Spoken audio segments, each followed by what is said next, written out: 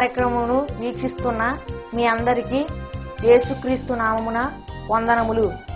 Jesus cares ministries వారి యేసే నా ఆదరణ అను కార్యక్రమమునకు స్వాగతము.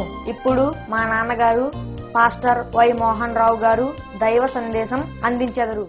First, I am very thankful to God giving this great opportunity to share this word of God before you. ప్రభునందు ప్రియులారా, ఈ TV కార్యక్రమం ద్వారా మాట్లాడడానికి ఇచ్చినటువంటి ఈ సదావకాశాన్ని బట్టి దేవునికి ఎన్నో వందనాలు చెల్లించుకుంటున్నాం. వాక్యం చదువుకునే ముందు చిన్న ప్రార్థన చేసుకున్నారు. అందరూ తలలు వంచి కళ్ళు మూసుకొనవలసిందిగా కోరుచున్నాను. కృపగలను మా యేసయ్య, పరిశుద్ధుడా, మీ పరిశుద్ధమైన పాదములకు స్తుతులు స్తోత్రములు చెల్లించుకుంటున్నాం. ప్రభువా, ఇదిగో నా తండ్రి, ఈ టీవీ కార్యక్రమం ద్వారా మీ వాక్యాలను ఎంతమంది అయితే వినుచున్నారో నా ప్రభువా, వారందరి హృదయాలను మీరు తెరవండి నాయన, ముట్టండి.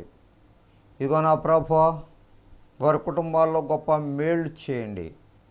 ఇదిగో నా ప్రభా, అనారోగ్యంగా ఉండేటువంటి బిడ్డలను మీరే ముట్టి స్వస్థపరచను నాయన.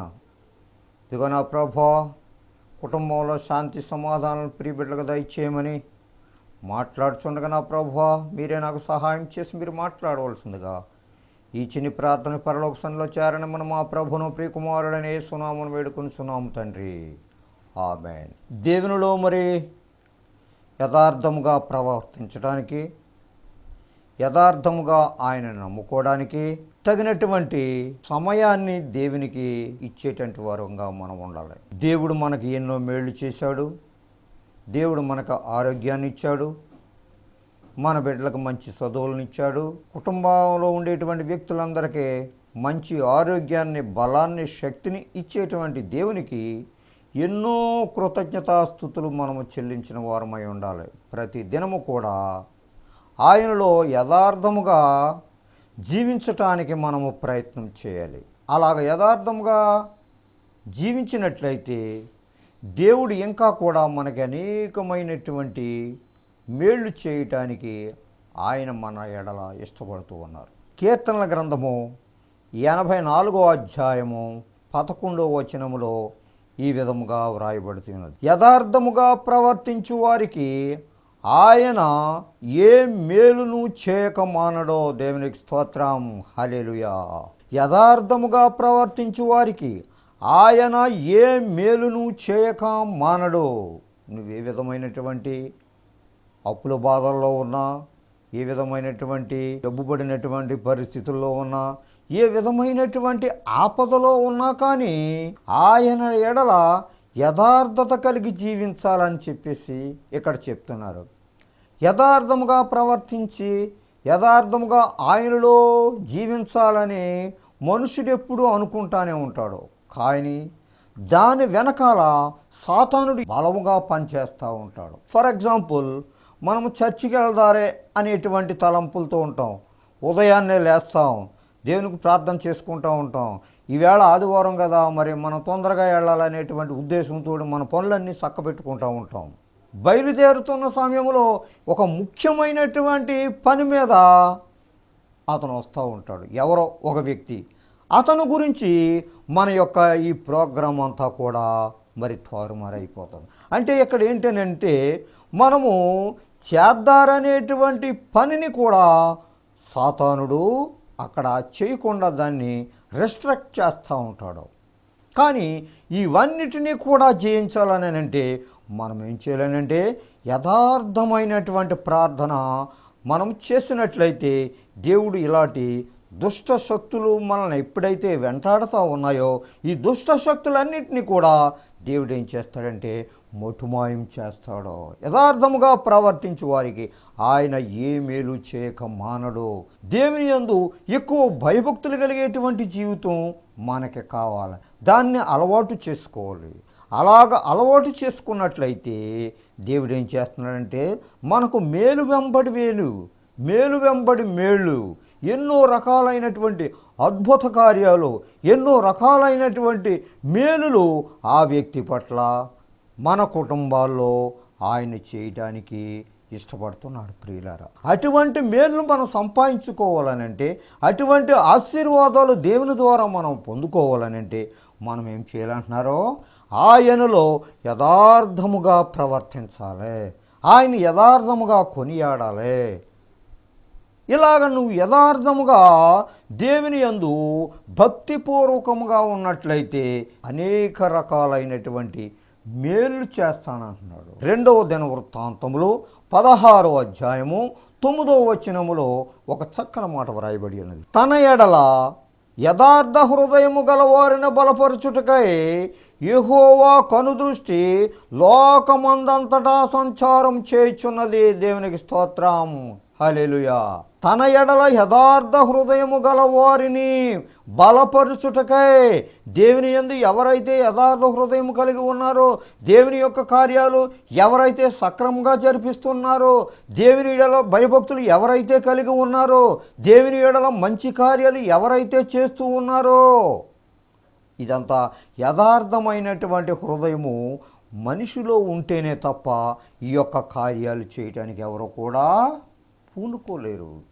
యథార్థ హృదయము మంచి పనులు చేయటానికి ముందుకు తీసుకెళ్తూ ఉంటుంది. ఈ యథార్థ హృదయం ఎక్కడి నుంచి వస్తుందా అని అంటే, దేవుని ఎడల ఎక్కువ భయభక్తులు కలిగి ఆయన గ్రంథాన్ని చదివి ఆయన ఇచ్చేటువంటి వాక్యములు వ్యసింపచేసి ఆ వాక్యాలను బాగా అర్థం చేసుకొని దాంట్లో ఉండేటువంటి అర్థం ఏమిటో దాన్ని డీప్గా ఆలోచించి ఆ వాక్యాన్ని నీవు అనుసరించినట్లయితే దేవుడు మనతో మాట్లాడతాడు. ఆ వాక్యాన్ని చదివేటప్పుడు ఏ విధమైనటువంటి వాక్యము, ఇది ఎంతవరకు నాకు అన్వయిస్తుంది, దీంట్లో ఉండేటువంటి అర్థం ఏంటి అని ఆ వాక్యాన్ని చదివినప్పుడు దేవుని మనం అడుగుకొని మనం ఆ వాక్యాన్ని చదువుతూ ఉండాలి. అలాగ చదివినట్లయితే దేవుడు మనతో మాట్లాడతాడు. అటువంటి వ్యక్తికి యథార్థ హృదయం కలుగుతుంది. ఆ యథార్థ హృదయము నీవు సంపాదించుకున్నట్లయితే ఏ మేలు నువ్వు చేయక మానడు. ఎందుకనంటే ఆయన పట్ల నువ్వు యథార్థంగా ప్రవర్తిస్తున్నావు కాబట్టి, ఆయన పట్ల నీవు అనేక రకాలైనటువంటి మంచి కార్యాలు చేస్తున్నావు కాబట్టి, ఆయన పట్ల ఎక్కువ సర్వీస్ చేస్తున్నావు ఉంటున్నావు కాబట్టి, ఒకవేళ మనం చర్చికి వెళ్ళినప్పుడు ఆ మ్యాట్స్ వేయటం కానీ, లేకపోతే అక్కడ పరిచర్య చేయటం కానీ, ఇటువంటి కార్యక్రమాలన్నీ చేసినట్లయితే తగ్గింపు కలిగినటువంటి జీవితం మనకు అలవాటు అవుతూ ఉంటుంది. అటువంటి తగ్గింపు కలిగినటువంటి జీవితము మనిషిలో ఎప్పుడైతే సంపాదించుకుంటాడో దేవుడు అతని పట్ల అనేకమైనటువంటి మేలు చేయటానికి ఆయనకి ఇష్టపడుతున్నాడు. ఎందుకనంటే నీవు తగ్గింపు కలిగినటువంటి జీవితంలో నువ్వు ఉన్నావు కాబట్టి, నీకు ఎంత ఆస్తి ఉన్నా, ఎంత సంపద ఉన్నా, దేవునిలో నువ్వేం చేస్తున్నావంటే తగ్గింపు కలిగినటువంటి స్థితిలో నీవు మాట్లాడుతున్నావు. తన ఎడల యథార్థ హృదయం గలవారిని బలపరచుటకై యెహోవా కనుదృష్టి లోకమందంతటా సంచారం చేయుచున్నది.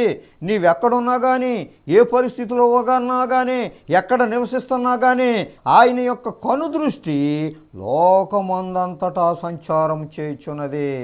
నీవెక్కడున్నా సరే, ఏ పరిస్థితిలో ఉన్నా సరే, నీవు యథార్థ హృదయము కలిగినటువంటి వాడవైతే అనేకమైనటువంటి మేళ్ళు నువ్వు పొందటానికే మరి ఆస్కారం కలుగుతుంది.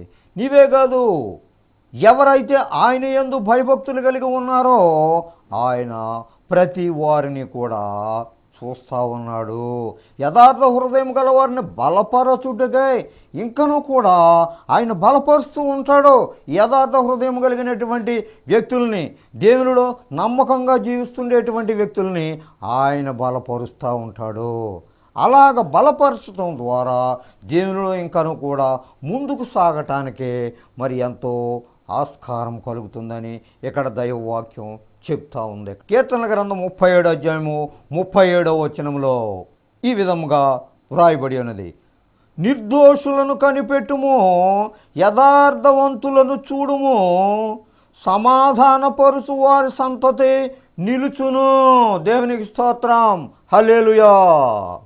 నిర్దోషులను కనిపెట్టుము, యథార్థవంతులను చూడుము, సమాధానపరుచు వారి సంతతి నిలుచును.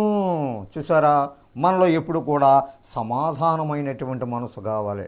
మనలో ఎప్పుడు కూడా మంచి మనసు కావాలి. ఎవరైనా కొంచెం తగాదాలు పడుతూ ఉంటారో, లేకపోతే సంఘాల్లో తగాదాలు పడుతూ ఉంటారో, నాకెందుకులే అని తప్పించుకుని మనము ఎదరికే వెళ్ళిపోకూడదు ప్రియులారా. యథార్థమైనటువంటి మనసు కలిగినటువంటి వ్యక్తి ఏం చేస్తాడనంటే సమాధానపరుస్తూ ఉంటాడు మనుషుల్ని.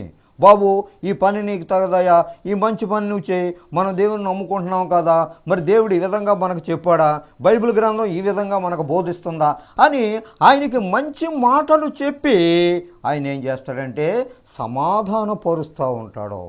సమాధానపరుచువారు ధన్యులు. కాబట్టి ప్రతి వారిలో కూడా సమాధానము కావాలి. ఆ గుళ్ళో ఉన్నంతసేపే మనం ఎంతో భక్తిపూర్వకంగా ఉంటాం. కానీ చర్చిలో ఏ విధంగా అయితే మన యొక్క జీవితాన్ని, మన యొక్క మనసుని దేవుని యందు ఎలాగైతే నిమగ్నమై ఆయన మాటలు మనం వింటూ ఉంటామో, మన యొక్క జీవితము కూడా బయట ప్రపంచంలో కూడా అదే రకముగా కొనసాగించాలి.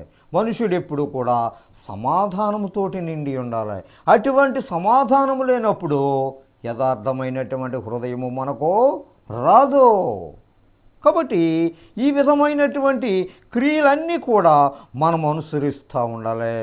అలాగా సమాధాన పరుచువారి సంతతి నిలుచును.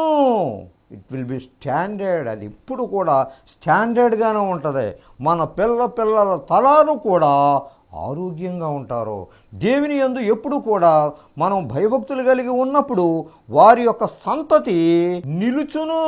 వాళ్ళకి ఏ విధమైనటువంటి కొదువ రాదు, ఏ విధమైనటువంటి లోటుపాట్లు ఆ కుటుంబాల్లో ఉండవు.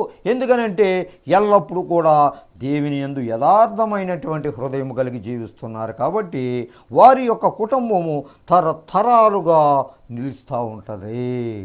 ఒక భక్తి కలిగినటువంటి కుటుంబాన్ని నేను ఎరుగుదును. ఆ తల్లిదండ్రులు ఎప్పుడు కూడా దేవుని ఎడల భయభక్తులు కలిగి జీవితాన్ని వారు జీవిస్తూ ఉండేవారు. వారికి చక్కని పిల్లలు కూడా ఉన్నారు. వాళ్ళ పిల్లలు కూడా దైవభక్తులై ఉన్నారు. ప్రతి వారు కూడా సేవ చేయటానికి అంకితమైపోయి ఉన్నారు. ఆ పిల్లలు కూడా మంచి ఉన్నతమైనటువంటి స్థితిలో ఉన్నారు. ఎందుకని దేవుని ఎడల ఆ తల్లిదండ్రుల భక్తిపూర్వకమైనటువంటి ఆ భక్తి వారికి నేర్పారు. కాబట్టి ఆ భక్తిలోనే ఆ బిడ్డలు కూడా నిలిచిపోయి ఉన్నారు. వాళ్ళు ఆశీర్వదింపబడ్డారు. అలాగే వారికి పుట్టినటువంటి పిల్లలు కూడా వాళ్ళు కూడా ఆ దైవభక్తిలోనే జీవిస్తున్నారు. వాళ్ళ పిల్లలు కూడా తరతరాలుగా మంచిగా జీవిస్తూ ఉన్నారు. మంచి మేళ్ళతోటి నింపబడి ఉన్నారు. ఇదంతా ఎక్కడి నుంచి వస్తుందయ్యా అని అంటే దేవుని ఎడల భయభక్తులు కలిగి యథార్థమైనటువంటి జీవితాన్ని వారు జీవించారు. కాబట్టి ఆ ఉన్నతమైనటువంటి స్థితిలో ఉంచి ఆ కుటుంబాన్ని ఆశీర్వదించటం మనం చూస్తూ ఉన్నాం. అలాగే ప్రియులారా, మనము కూడా దేవుని యందు భయభక్తులు కలిగేటువంటి జీవితాన్ని ఎప్పుడైతే మనం నేర్చుకున్నామో, ఆయన ఎడల యథార్థమైనటువంటి హృదయాన్ని ఎప్పుడైతే మనం సంపాదించుకున్నామో, ఆయన ఇచ్చినటువంటి సమాధానాన్ని ఎప్పుడైతే మన హృదయములో ఏలుబడి చేయనిచ్చేటువంటి అధికారం మనం ఇచ్చామో, మన కుటుంబం కూడా అలాగే ఆశీర్వదించబడుతుంది.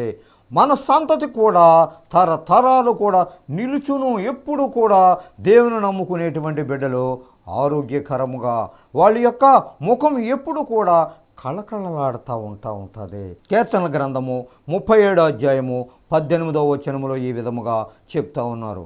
నిర్దోషుల చర్యలను యెహోవా గుర్తించుచున్నాడు.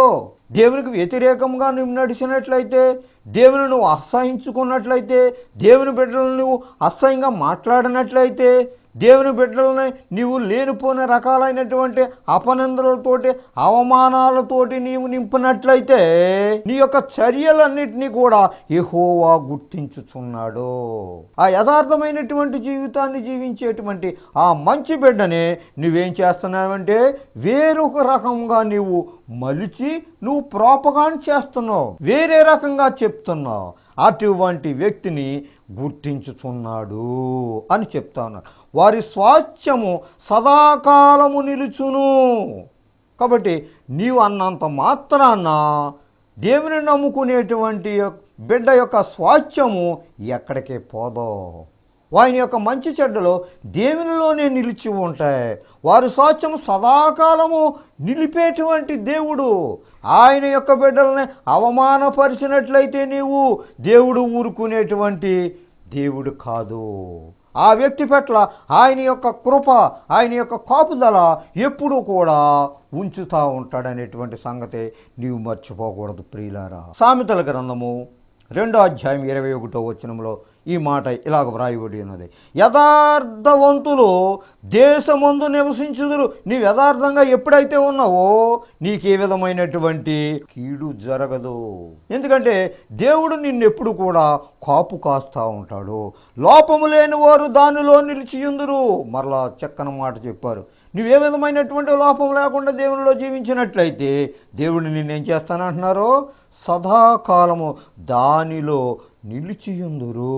ఆ స్వాస్యములో నిలిచియుందురు. నీకు సంపాదించినటువంటి నీకుండేటువంటి స్వాస్థ్యం ఎక్కడికి పోదు. చివరగా సామెతలు 10వ అధ్యాయం 29వ వచనంలో యథార్థవంతునికి యెహోవా ఏర్పాటు ఆశ్రయము దుర్గము. దేవునికి స్తోత్రం, హల్లెలూయా. నువ్వు ఎప్పుడైతే యథార్థంగా దేవునిలో నీవు నిలిచి దేవుని ఎడల నువ్వు నిమగ్నమై ఉంటావో ఆయన చేసినటువంటి ఏర్పాటు ఏంటయ్యానంటే ఆశ్రయ దుర్గము. నీవెప్పుడు కూడా కదల్చబడవో. దేవుని యొక్క బిడ్డల పట్ల నీవెప్పుడైతే అసహ్యంగా నువ్వు మాట్లాడతావో అదంతా కూడా పాపం ఎక్కువగా నీవు మూటగట్టుకున్నట్లే. కాబట్టి ఆ విధమైనటువంటి మనస్తత్వాన్ని తీసివేసి నీవేమి చేయాలనంటే యథార్థముగా నువ్వు ఎల్లప్పుడూ కూడా ప్రవర్తిస్తూ దేవుని ఎడల నువ్వు భయభక్తులు కలిగినటువంటి జీవితాన్ని నువ్వు ప్రసాదించుకున్నట్లయితే దేవుని ఎడల నీ యొక్క మనసుని నిమగ్నమై ఉంచినట్లయితే దేవుడు ఏం చేస్తానంటే అనేక రకాలైనటువంటి మేళ్లతో నింపుతాను అని అంటున్నారు. దేవుడి చిన్న వాక్యాన్ని దీవించునుగాక. రోమేయులకు రాసిన పత్రిక 12వ అధ్యాయము 3వ వచనం నుంచి 10వ వచనం వరకు ఇలా రాయబడి ఉన్నది. తన్ను తాను ఎంచుకొన తగిన దానికంటే ఎక్కువగా ఎంచుకొనక దేవుడు ఒక్కొక్కనికి విభజించి ఇచ్చిన విశ్వాస పరిమాణ ప్రకారము తాను స్వస్థ బుద్ధి గలవాడొకటకై తగిన రీతిగా తన్ను ఎంచుకొనవలనని నాకు అనుగ్రహింపబడిన కృపను బట్టి మీలోనున్న ప్రతివానితోనూ చెప్పుచున్నాను. ఒక్క శరీరములో మనకు అనేక అవయవములుండినను ఈ అవయవములన్నింటికీ ఒక్కటే పని ఎలాగూ ఉండదో అలాగే అనేకులమైన మనము క్రీస్తులో ఒక్క శరీరముగా ఉండి ఒకనికొకరము ప్రత్యేకముగా అవయవములమై ఉన్నాము. మనకు అనుగ్రహింపబడిన కృప చొప్పున వేర్వేరు కృపావరములు కలిగిన వారమై ఉన్నాము గనుక ప్రవచన వరమైతే విశ్వాస పరిమాణము చొప్పున ప్రవచింతము, పరిచర్య అయితే పరిచర్యలోను, బోధించువాడైతే బోధించుటలోను, హెచ్చరించువాడైతే హెచ్చరించుటలోను పని కలిగి ఉందుము. పంచిపెట్టువాడు శుద్ధ మనసుతోనూ, పై విచారణ చేయువాడు జాగ్రత్తతోనూ, కరుణించువాడు సంతోషముతోనూ పని జరిగింపవలెను. మీ ప్రేమ నిష్కపటమైనదై ఉండవలెను. చెడ్డదానిని అసహించుకొని మంచిదానిని హత్తుకొని ఉండుడి. చిన్న ప్రార్థన చేసుకుందాం ప్రియులారా. కృపగలిగిన మా తండ్రి, ప్రేమ కలిగిన మా యేసయ్య, ఈ టీవీ కార్యక్రమం ద్వారా వినుచుండేటువంటి ప్రజలందరినీ దీవించండి, ఆశీర్వదించండి, కృప చూపించండి నాయన. వారి కుటుంబాల్లో చక్కని అద్భుత కార్యాలు చేయండి. వారికి ఉండేటువంటి బలహీనత తీసివేయండి నాయన. వారి కుటుంబాల్లో నివసించండి నా ప్రభా. ప్రతి వ్యక్తితోటి మాట్లాడి నా ప్రభా వారి బిడ్డలో ఏ విధమైనటువంటి అనారోగ్యముతోటి ఉన్నారో అది మీకు తెలుసు నాయన. వారిని వెంటనే స్వస్థపరచండి నాయన. మీ కృపలో భద్రపరచమని, మీ అందు భయభక్తులు కలిగేటువంటి జీవితాన్ని, యథార్థమైనటువంటి హృదయంతో నివసించేటువంటి శక్తిని, భాగ్యాన్ని దయచేయమని ఈ చిన్ని ప్రార్థన పరలోక సన్నిధిలో తెచ్చేయమని మా ప్రభుని ప్రియకుమారుడైన యేసు నామమున వేడుకొని ప్రార్థించేస్తున్నాను తండ్రి. ఆమేన్. God bless you all. మీ అందరికీ వందనాలండి. దైవ సందేశం విని దీవెనలను పొందారని నమ్ముచున్నాము. సలహాలకు, సందేహాలకు, ప్రార్థనల కొరకు మమ్ములను తప్పక సంప్రదించండి. మా చిరునామా పాస్టర్ వై మోహన్ రావు గారు, Jesus cares ministries, Dommeru post 534351, Kovvur మండలం, west Godavari district, Andhra Pradesh, S India. మా ఫోన్ నంబర్లు 9652128511, 08813234952. Our email address mohan yahoo.com. మా చిరునామా పాస్టర్ వై మోహన్ రావు గారు, Jesus cares ministries, Dommeru post 534351, Kovvur మండలం, పశ్చిమ గోదావరి జిల్లా, ఆంధ్రప్రదేశ్, ఎస్ ఇండియా. మా ఫోన్ నంబర్లు 9652128511, 0881323495.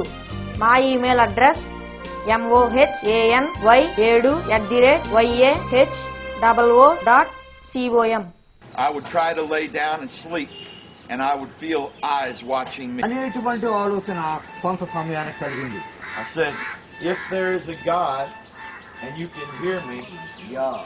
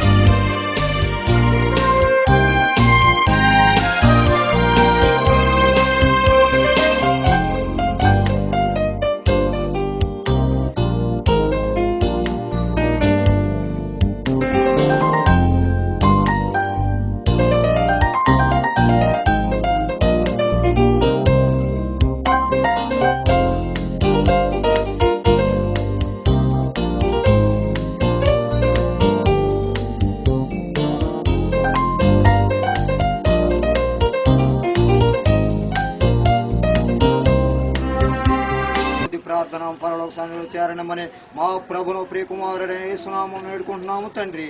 ఆమేన్. Now may the Lord God bless you, be with you and keep his face to shine upon you. Amen. Amen. Amen.